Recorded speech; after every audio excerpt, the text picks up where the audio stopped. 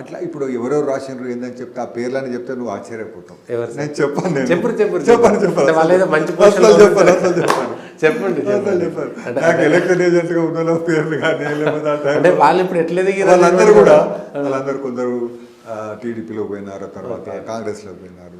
అప్పుడు ఏబీవీపీ మొత్తం ఉత్పత్తి కేంద్రం కదా, నాయకుల ఉత్పత్తి. కరెక్ట్. ఏబీవీపీ అనేది ఒక పవర్ హౌస్. అవును, ఏబీవీపీలో ఉన్నారంటే ఏ పార్టీలకు పోయినా లీడర్ ఏ అయిపోయారు. పార్టీ పోయినా కూడా అయితే బీజేపీలో చేరితే లీడర్లుగా అవకాశం తక్కువ కాబట్టి వాళ్ళకుండే ఆ నియోజకవర్గం, ఆ ప్రాంతం, ఆ జిల్లాలో ఉండే పరిస్థితులను బట్టి ఆ పార్టీలోకి వెళ్ళిపోయారు. బట్ వాళ్ళు ఒకప్పుడు అందరు కూడా చెప్తారు, ఒకప్పుడు మేము కూడా ఏబీవీపీ అని చెప్తారు, చాలా మంది ఇప్పటికి కూడా చెప్తా ఉంటారు.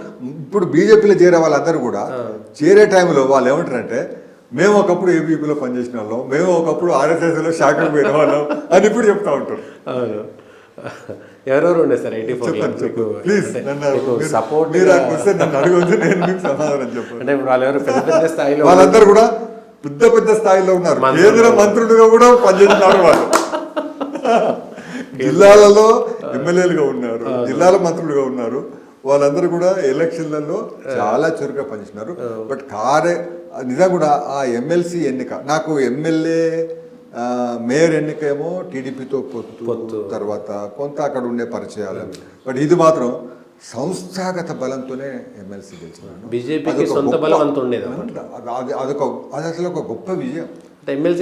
నేను సతీష్ అసలు ఫస్ట్ కౌంట్లో నాకు మోర్ దాన్ 60% ఓట్లు వచ్చినాయి. అప్పటికి గెలిచేసినాను ఫస్ట్ కౌంట్లోనే. అసలు సెకండ్ కౌంట్ అనే దానికి స్కోప్ లేదు, అవసరం లేదు. అని కౌంటింగ్ స్టార్ట్ అయింది 8 గంటలకు, 4 గంటల రిజల్ట్ వచ్చేసింది. అప్పుడు ఇంకే ఇవే బ్యాలెట్ పేపర్. ఇప్పుడు 2 రోజులు 3 రోజులు పడతా ఉంది కదా. అప్పుడు మొత్తం ఓట్లు వన్ సైడ్ ఓటింగ్ ఉండేది. 26-27 వేల ఓట్లు. అయితే నా ఎలక్షన్ ఖర్చు ఎంత నువ్వు ఆశ్చర్యపోతావు. 21,000 రూపాయలు. మొన్నటి వరకు కూడా ఒక 1 ఇయర్ కింద వరకు కూడా ఆ ఎక్స్పెండిచర్ కాగితాలు ఓటుకొక రూపాయి. 27,000 ఓట్లు అంటే 21,000, ₹1 కూడా తక్కువ. అసలు ఆ ఖర్చులో ఎక్కువ భాగం దానికి ఎక్కువ భాగం ఏంటంటే ఎన్రోల్మెంట్, బస్ కిరాయిలు, స్కూటరు, పెట్రోల్, ఇవే తప్ప నేను ఎక్కడికి పోయినా కూడా ఎక్కడ ఉండేది లేదు.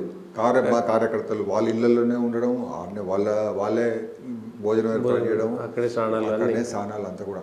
అప్పుడు మాకు ఈ గెస్ట్ హౌజులు, లాడ్జింగ్లు, హోటల్కి పోవడం అనేది అసలు లేనే లేదు. అంతే అప్పుడుండే పరిస్థితి అది. తర్వాత అప్పుడుండే ఆప్యాయత, అప్పుడుండే కార్యకర్తలలో కమిట్మెంట్, తర్వాత అప్పుడుండే మా మీద ఉండే ప్రభావం,